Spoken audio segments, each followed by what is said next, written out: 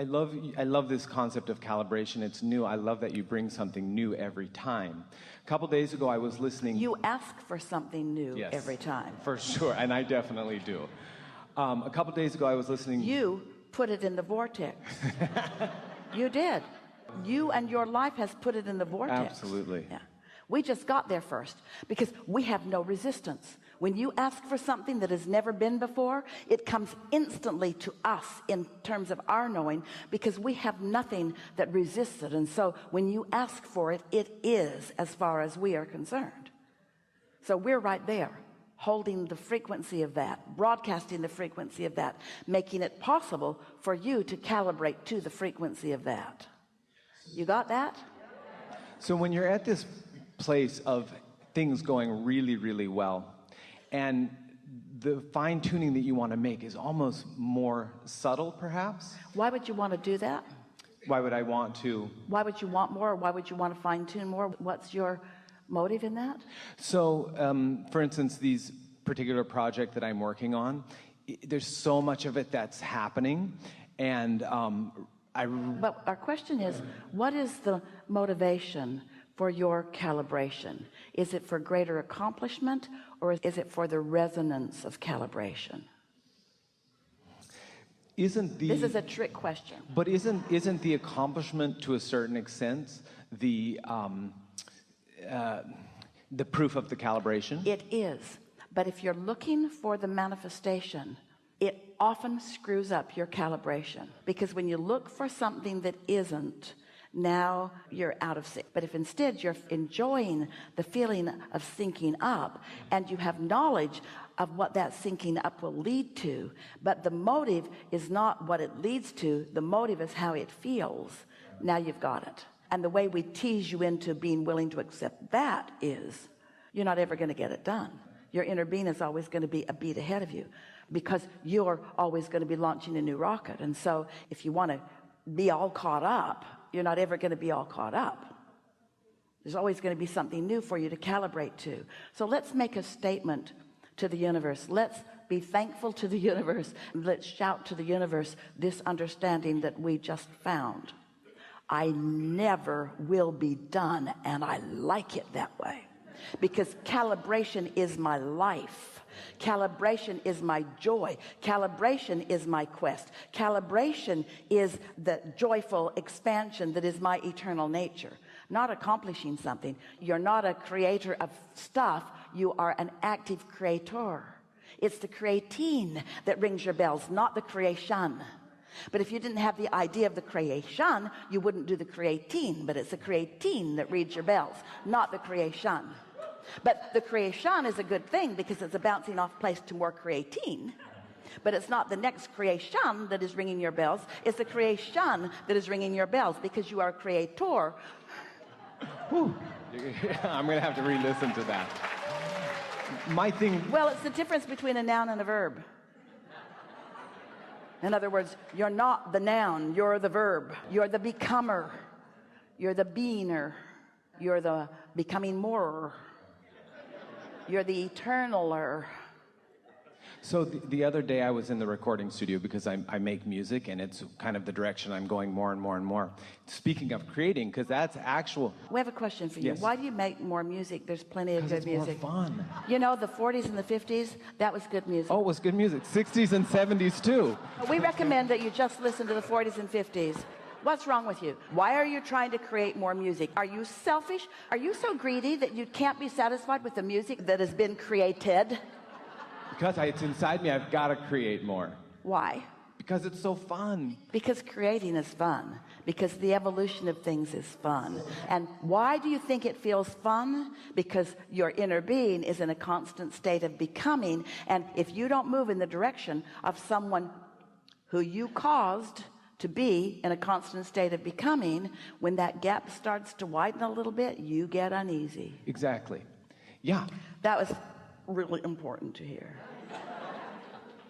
So I'm in there, I'm having so much fun. It's like just bubbles of ecstasy popping in my mind, like this is what it's all about. And So what you're describing right there is the thrill that your inner being feels when your inner being is offering a vibration, and you're wide open, and so it's flowing all the way through the circuit. And so when you describe those kinds of emotions, you are putting descriptive words to the way the source within you feels. So if you're ever giving to someone and it doesn't feel like that, something's off. In other words, your inner being doesn't ring your bells when your bells aren't ringable. Just a little aside there. At the core of all that is. Yeah. Yeah. The most important thing we've ever said. Just want to stick that in there. So when you do something like create music or create art or whatever type of physical creation you make, we just want to get the tense of this. You mean when you're in a state of allowing something that you've already created to begin to turn from thoughts to things. I have created. So when you're doing that. Yeah, when you're doing that, I've created the most incredible album, and it's starting to come through right now. And sometimes I do like it really, it flows and then it slows, and it flows and it slows. And ebb and flow. Ebb and flow. And maybe I judge myself a little bit in the moments when it's ebbing, like I'm now out of sync. Well, this is the thing that we are most wanting to talk to all of you about.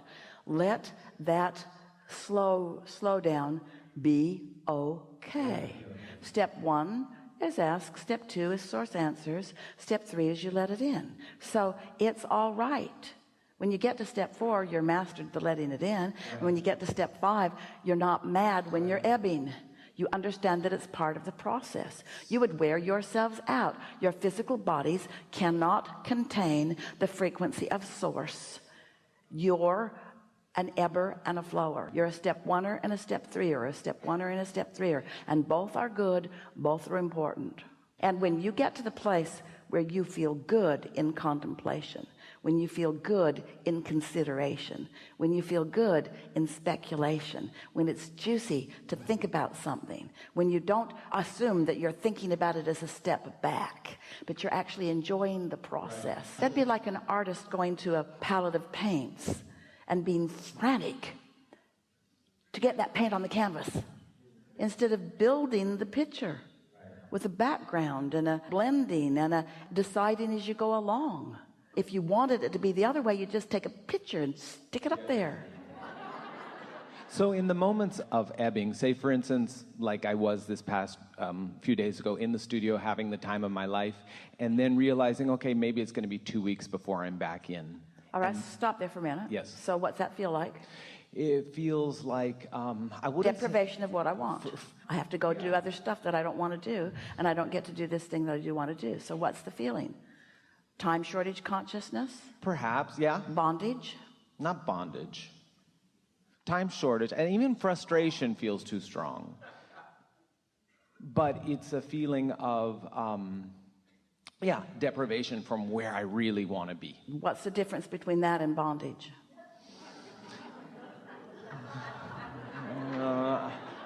Because if it's I know I'll move through. Temporary bondage. Yeah, temporary bondage, okay. But you're not where you want to be. Right. And so could you calibrate that and change that vibration? Because for whatever reason, you have a broad life and there are other things that you're choosing too. And so could you say, I'm choosing something else that's wonderful while this percolates? Yeah. So go back to those words that you offered us just now that made us climb your tree. I said in the moments when I know, okay, I'm not going to be back in there for 2 weeks or what it may be, and then I'm kind of feeling, frustrated or all right, depressed. so right then, I'm choosing not to be back in there for 2 weeks. So who are you mad at? Who's causing your bondage? Yeah. So how do I allow... Wait, now. We're asking the questions here for a minute. So I'm causing it. If you have chosen it, is it really bondage or is it a choice? Because if it's a choice, not bondage, then you could choose otherwise. So why aren't you? Right. So what's keeping you from choosing otherwise right now? Probably just sloppy thinking.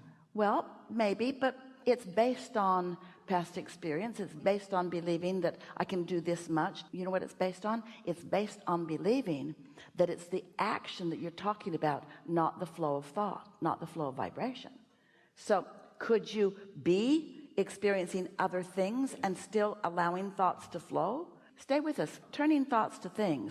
We're calibrating toward manifestation. So there's calibration, calibration, calibration, calibration, then there's manifestation. Is there pleasure in calibration? Is there bondage in calibration? Or is there just bondage in having to calibrate instead of getting to manifest? Is there just bondage in having to do the energy work and not being able to jump right to the manifestation work? That's what you humans are mostly doing. You only think it's good when it's popping onto the scene where everybody else can see it. You want to fall in love with calibration. You want to feel in love with the harmony. You make music. You know about harmonics. Our friend was talking earlier about sometimes the powers that be say to him, your accent isn't right for this part. So let's talk about that for a moment. So envision an actor who comes from some freaky faraway place and has a weird accent. And they've practiced it their whole life because it's the way it was taught to them when they were little. And even though they don't still live there, it's what they calibrated to, and they haven't done anything, no reason to really, to calibrate away from it. But let's say that you are an actor. Do you know any actors from freaky faraway places who have strong accents that play American roles and you can't even tell that they had an accent? You know those actors? What do you think they did to be able to speak that way? Calibrated to. They calibrated. They listened to how they wanted to sound, and then they said it, and then they listened to how they wanted to sound, and then they said it, and they listened to how they wanted to sound, and then they said it until they can sound like they want to sound. They calibrated to what they wanted to sound like. Esther got on the elevator just now to go back up to her suite for a moment. The building's only 12 or 14 floors tall, and so she got in, and at first the elevator seemed like it was going to go so slow she'd never get there. And then she was pretty sure, because it got slow, that it was going to stop on another floor to pick someone else up. She really didn't want it to do that. And then it didn't. It picked up speed, and then way before it was near her floor, it slowed down so that it didn't blast her in her elevator car through the roof. So it's been programmed to calibrate in the world of physics, momentum and weight of the car. That machine is calibrating so many things. How many buttons have been pushed along the way?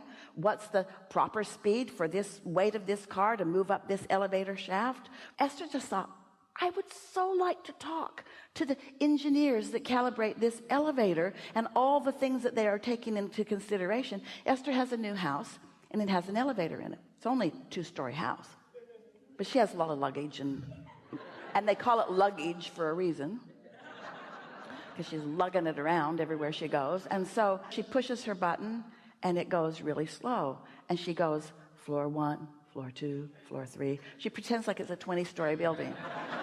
Floor 4, floor 5, floor 5. She's adjusting herself so that she doesn't feel impatient at the slowness of that elevator.